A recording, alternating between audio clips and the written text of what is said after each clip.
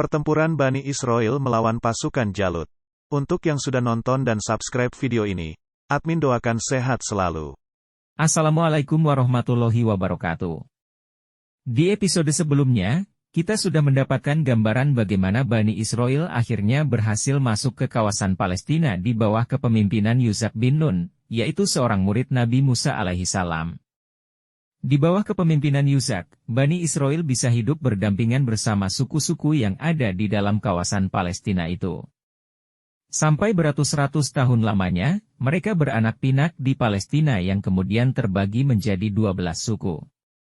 Di antara ke-12 suku Bani Israil itu, yang paling besar dan banyak keturunannya yaitu dari Yehuda, yang saat ini mereka itu disebut sebagai Yahudi. Itu tadi secuplik cerita di episode sebelumnya. Di episode ketiga ini, admin akan menceritakan bagaimana akhirnya Bani Israil ini akan melawan kaumnya Jalut atau kalau di Yahudi dan Nasrani disebut dengan kaumnya Goliat. Setelah Yushak bin Nun wafat, tidak ada lagi kepemimpinan yang kuat. Ke-12 suku Bani Israil itu mulai terpecah-pecah. Bahkan ajaran agama Musa yang diteruskan Yushak tidak lagi dijalankan sebagaimana mestinya. Banyak terjadi penyimpangan-penyimpangan. Seperti sudah tidak lagi menyembah kepada Tuhannya Musa, mulai membuat patung anak sapi untuk disembah dan kembali kepada kepercayaan pagan dengan menyembah api.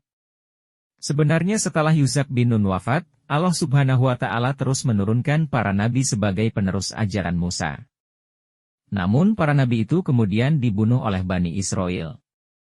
Hal ini diceritakan Al-Quran dalam surat Al-Baqarah ayat 61. Dalam situasi serba terpecah belah dan lemah ini, lalu dimanfaatkan oleh bangsa-bangsa lain yang berada di wilayah Filistia itu. Yang ceritanya di Al-Quran diabadikan di dalam surat Al-Baqarah ayat 246 sampai dengan 251.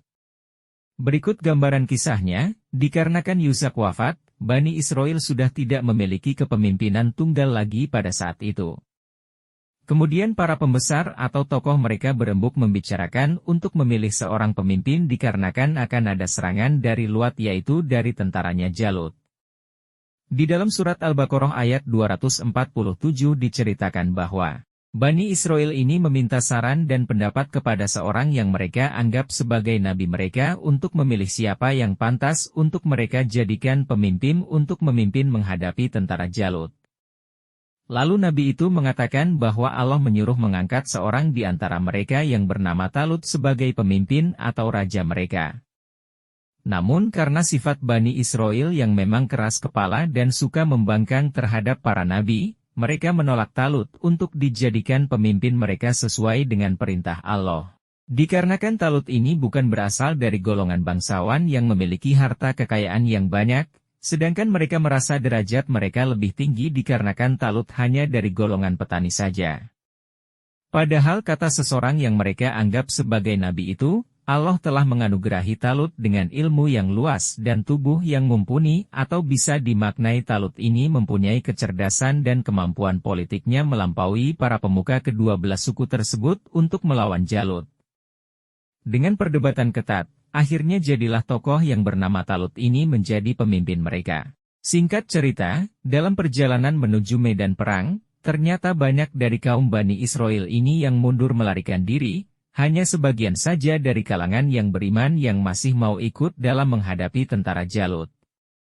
Mereka yang mundur beranggapan bahwa pasukan Bani Israil yang dibawa Talut ini tidak akan menang melawan pasukan Jalut yang terkenal gagah perkasa. Setelah kedua pasukan bertemu di medan perang, maka terjadilah peperangan antara Bani Israil di bawah pimpinan Talut yang jumlahnya sedikit itu melawan tentaranya Jalut atau Goliat. Diketahui bahwa kaum Jalut ini juga berasal dari bangsa Filistin yang berada sama-sama di wilayah kawasan Palestina itu juga. Ternyata pasukan Goliat ini jauh di atas angin dengan jumlah pasukan yang lebih banyak dan semangat perangnya yang luar biasa. Dibandingkan dengan pasukan Bani Israil yang memang tidak terlatih untuk berperang, bahkan dulunya mereka pernah ketakutan ketika diajak Musa untuk masuk ke kawasan Filistia itu.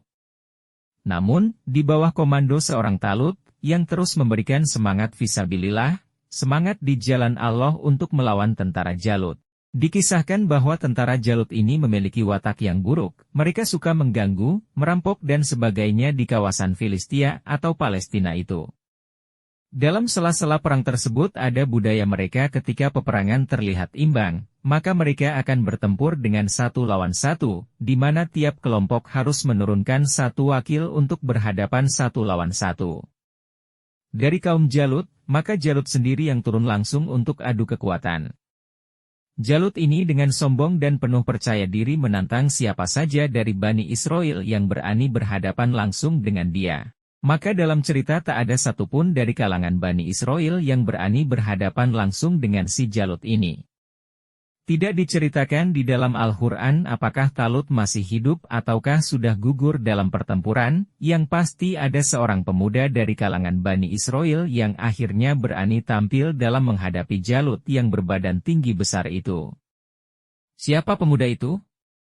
Al-Quran menginformasikan dia adalah Daud kecil, yang nantinya akan menjadi tokoh besar di kalangan Bani Israel itu. Dengan berani Daud bertarung melawan Jalut, dari fisik memang tidak seimbang. Diceritakan bahwa Daud ini masih sangat muda dengan tubuhnya yang kecil, melawan seorang raja Jalut yang dikenal dengan postur tubuhnya tinggi besar. Digambarkan bahwa Daud menggunakan sebuah batu yang diselipkan di ketapelnya, kemudian dilontarkan ke arah Jalut.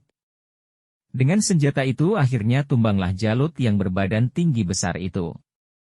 Dengan tumbangnya sang Raja Jalut, maka akhirnya kemenangan ada di tangan Bani Israel. Setelahnya dikisahkan di dalam Al-Quran bahwa Daud akhirnya diangkat sebagai raja dari Bani Israel dan meneruskan agama yang dibawa Musa. Episode berikutnya admin akan membahas bagaimana sepak terjang keturunan Bani Israel di era modern seperti sekarang ini, bagaimana mereka ingin kembali merebut kawasan Palestina dan apa sebenarnya yang menjadi akar masalah peperangan yang terjadi antara Israel dan Palestina yang tak kunjung usai sampai sekarang. Kita lanjut di episode selanjutnya. Wassalam.